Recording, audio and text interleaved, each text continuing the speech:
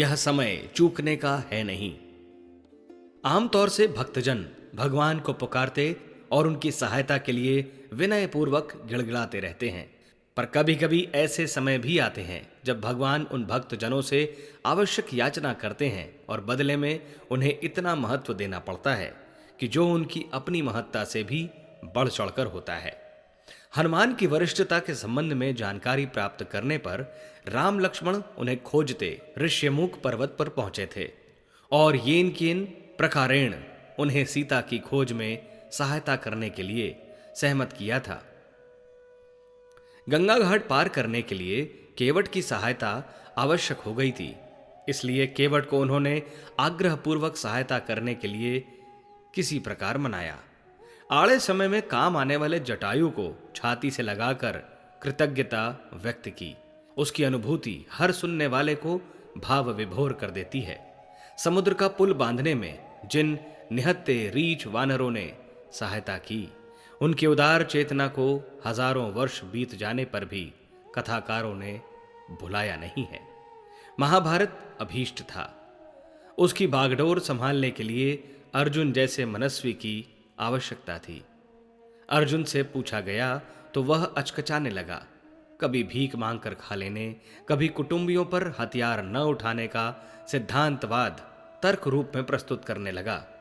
भगवान ने उसके मन की कमजोरी पढ़ी और भर्त्सनापूर्वक कटु शब्दों में दबाव डाला कि उसे उस कठोर कार्य में उद्यत होना ही चाहिए।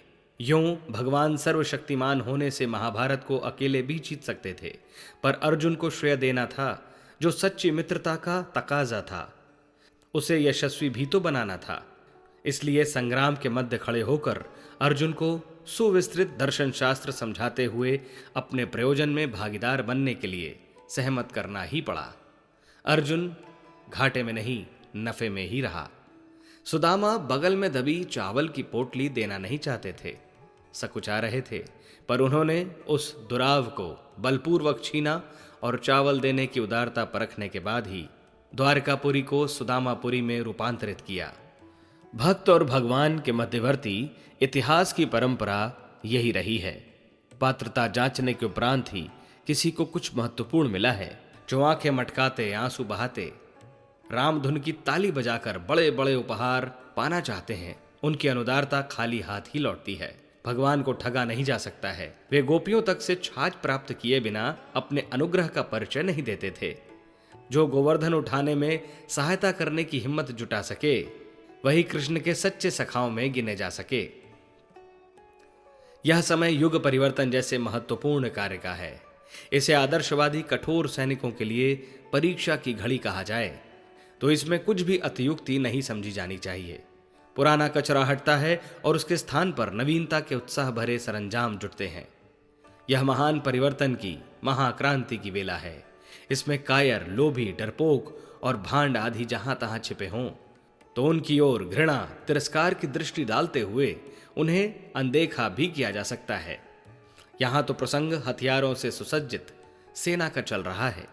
वे ही यदि समय की महत्ता, आवश्यकता को न समझते हुए जहां तहां मटर गश्ती करते फिरें और समय पर हथियार न पाने के कारण समूची सेना को परास्त होना पड़े, तो ऐसे व्यक्तियों पर तो हर किसी का रोष ही बरसेगा, जिन्होंने आपात स्थिति में भी प्रमाद बरता और अपना तथा अपने देश के गौरव का मटिया मेट करके रख दिया।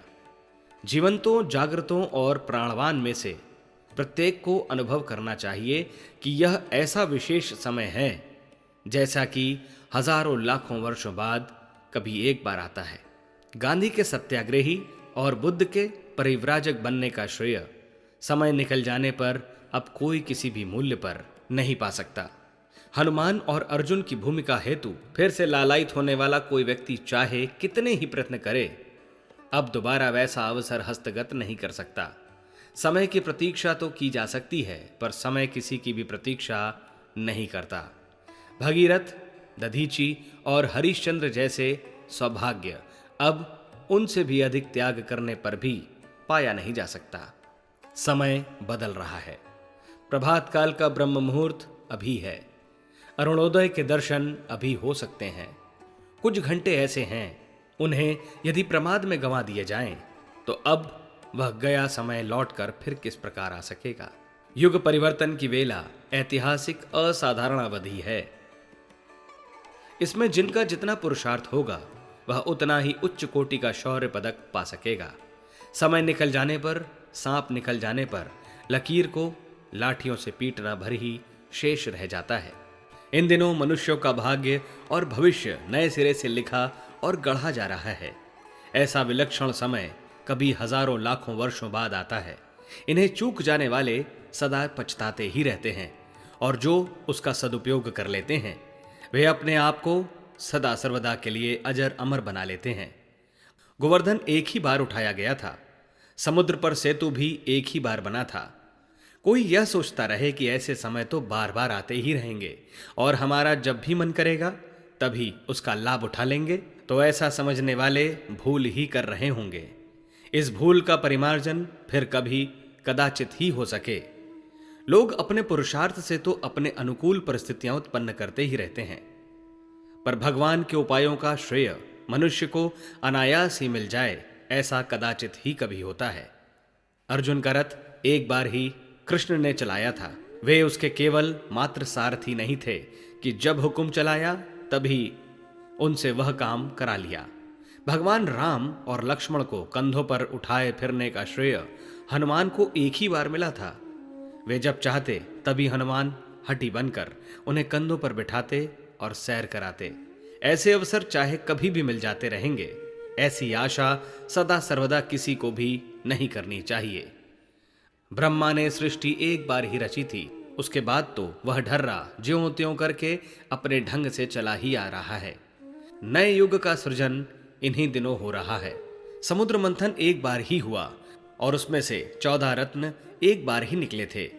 वैसी घटनाएं जब मन आए तभी घटित कर दी जाएंगी, यह आशा नहीं करनी चाहिए।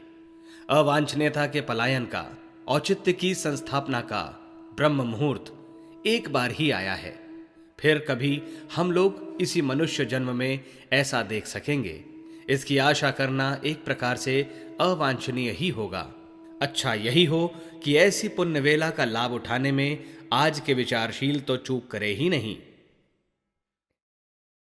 हमारे YouTube चैनल शांति कुंज वीडियो गायत्री परिवार को सब्सक्राइब करें एवं बेल आइकन जरूर दबाएं ताकि गायत्री परिवार की विभिन्न गतिविधियों की जानकारी आपको मिलती रहे।